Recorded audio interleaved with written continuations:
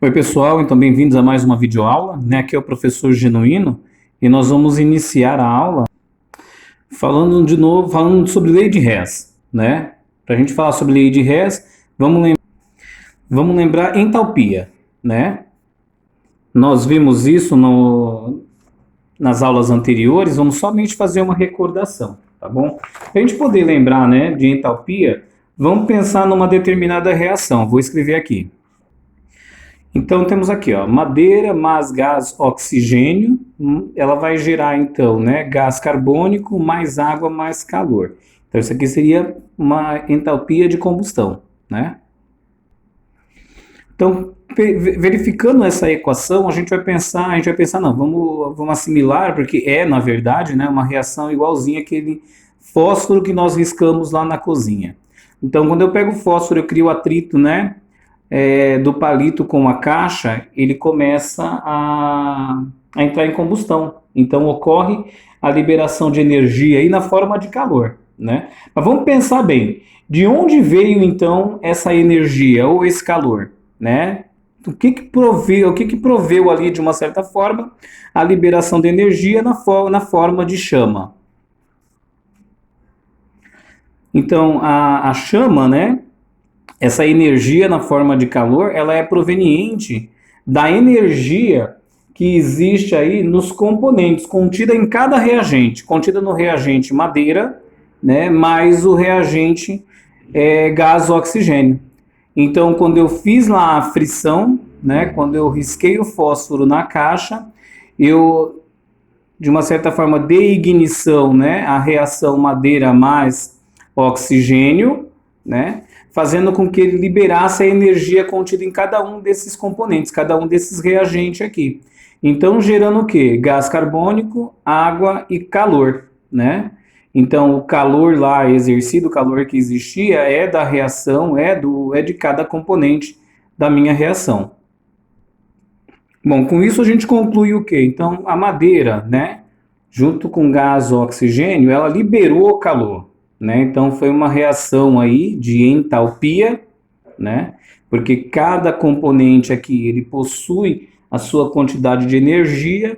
Então, quando a gente fala de entalpia, a gente fala literalmente na energia. A energia que está contida, né, em cada substância, né? E quando a gente junta, agrupa elas, pode ser a energia contida numa reação. A energia de cada substância, energia de formação, energia de queima, energia de combustão. Essa energia ela pode ser liberada ou ela pode ser absorvida. Nós vimos isso, né, nas aulas anteriores. E agora o que entra, o que tem a ver Hess com isso, né?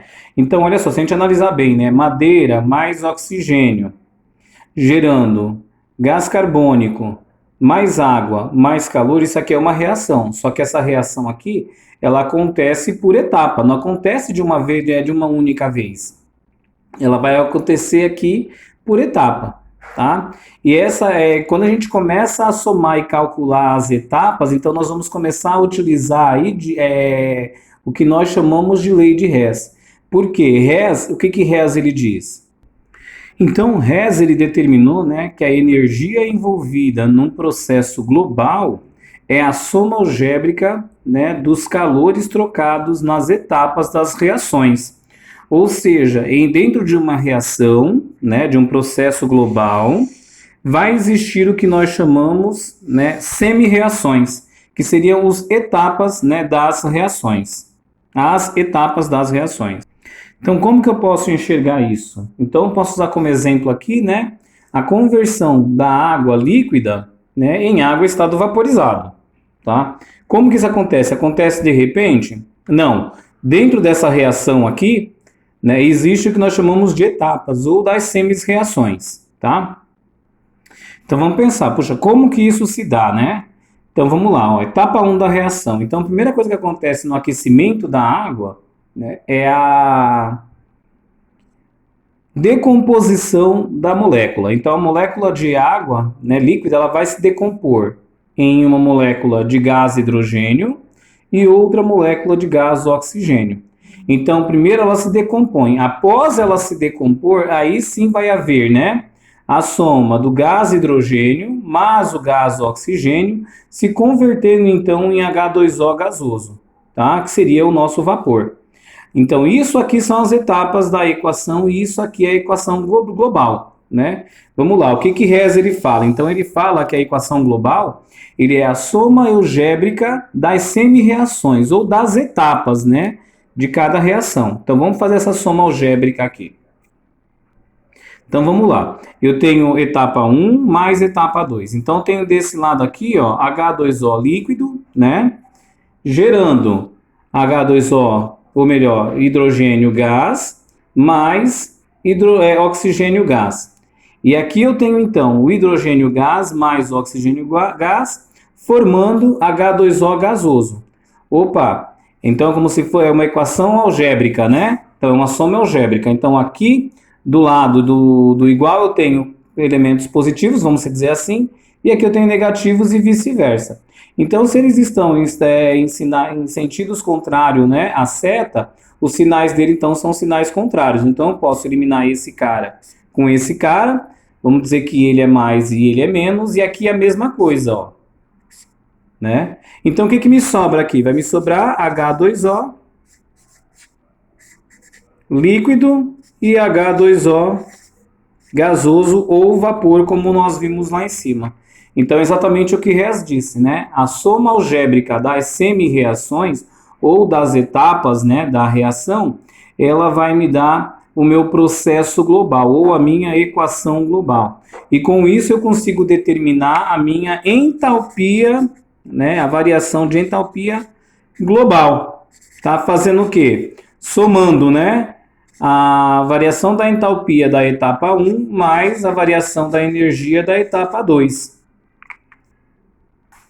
Então, como assim? Eu tenho lá, né? Então, qual que é a minha entalpia global? Qual que é a variação da entalpia global? Ou seja, do processo global aqui.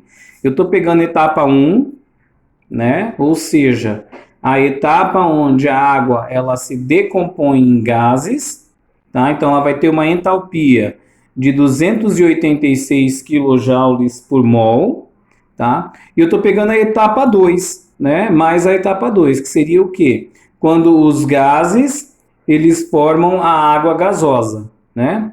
Que também vai ter a entalpia de menos 282 kJ por mol. Então, isso aqui, né? A entalpia global desse cara aqui é igual a 4 kJ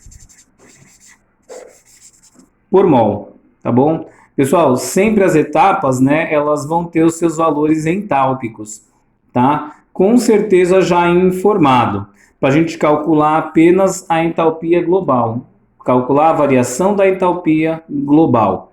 Quando não for assim, ele vai ter pelo menos duas informações para que eu ache a terceira, tá? Então, assim que vai sempre funcionar. O importante lembrar da lei de Hess é que, né, a soma do processo global, me corrigindo, né, a energia envolvida no processo global ela é a soma algébrica dos calores trocados nas etapas das reações. Então, o que eu vou ter lá como energia, né, de um processo global vai ser a soma algébrica das reações, das etapas das reações ou das semis-reações. Antes da gente partir para a prática, né, entra aqui embaixo nos comentários e coloca entendi ou coloca uma pergunta para eu saber que vocês assistiram a aula, tudo bem? Melhor ainda, entra no comentário e coloca, né, o resultado desse praticando aqui. Então lá no comentário vocês vão colocar o resultado desse praticando, tá? E além disso também entra na plataforma e coloca lá o resultado. Então praticando 1. Considere a seguinte equação termoquímica hipotética. Então, estou colocando uma equação hipotética aqui. E calcule a variação de entalpia, ou seja, o ΔH da transformação de A em D. Beleza? Então, qual que é? Então, essa equação hipotética, né? A mais B se convertendo em C e D mais B se convertendo em C. Tá? E aqui eu tenho as variações de entalpia de cada uma das equações. Então, ele pede para eu poder determinar a variação de entalpia da transformação de A em D, tá bom? Então, só uma dica, uma dessas duas equações vai ter que ser invertida, tá bom? Na hora para a gente poder fazer as somas algébricas. Pessoal, para o praticando 1, não esquece de vocês fazerem, né, o cálculo, determinarem lá o valor da variação de entalpia e colocar tanto nos comentários aqui, como também colocar lá na plataforma, tá bom? Vamos ao praticando 2. Então, ó, praticando 2 também é a mesma coisa, tá? Vocês vão resolver e vocês vão colocar para mim aqui o resultado, tá? E na plataforma vocês vão tirar foto da resolução e postar com a resolução, tá bom? Então, praticando 2, determinar a variação da entalpia da equação. Eu tenho lá, ó, cloreto, né, de chumbo 2 sólido mais cloro gás, né, se for formando cloreto de chumbo 4 em estado líquido, tá ok? Então vamos lá. Então, ó, só para ajudar, eu estou colocando aqui os dados, né, da equação. Então vamos lá, para ajudar eu estou colocando a equação do chumbo sólido mais o cloro gás, formando o cloreto de chumbo, né? E o chumbo sólido mais 2 moléculas de gás cloro, formando o tetracloreto de chumbo, tá bom? E aqui eu tenho as energias envolvidas em cada uma das equações. Outro detalhe, uma coisa importante que vocês têm que verificar. Uma das equações ela vai ter que ser invertida, para na hora que eu fizer o cálculo da soma algébrica das etapas, né? A minha equação global, ela ser igual a essa daqui, ó, tá? Então, essa é a minha equação global, essa é a que verdadeiramente me importa. Ou seja, é dessa equação aqui que eu tenho que achar a variação de entalpia. No momento em que eu inverter uma dessas aqui, automaticamente o sinal também ele fica invertido. Pessoal, coloca o resultado para mim da variação da entalpia nos comentários, tira a foto da resolução, né, do exercício e posta na plataforma para eu estar acompanhando. Pessoal, finaliza então esses dois praticando, tá? Já está dentro do conhecimento que nós vimos e eu vou estar postando perguntas na plataforma para vocês poderem estarem respondendo também durante a aula, tá bom? Então vão acompanhando lá que já tem algumas perguntas para vocês irem respondendo. Façam praticando, tirem foto, mandem na plataforma. E aqui mesmo vocês já colocam para mim nos comentários os resultados, tá bom? Assim eu vou conseguir acompanhar quem está ou quem não está assistindo os vídeos. Grande abraço para vocês.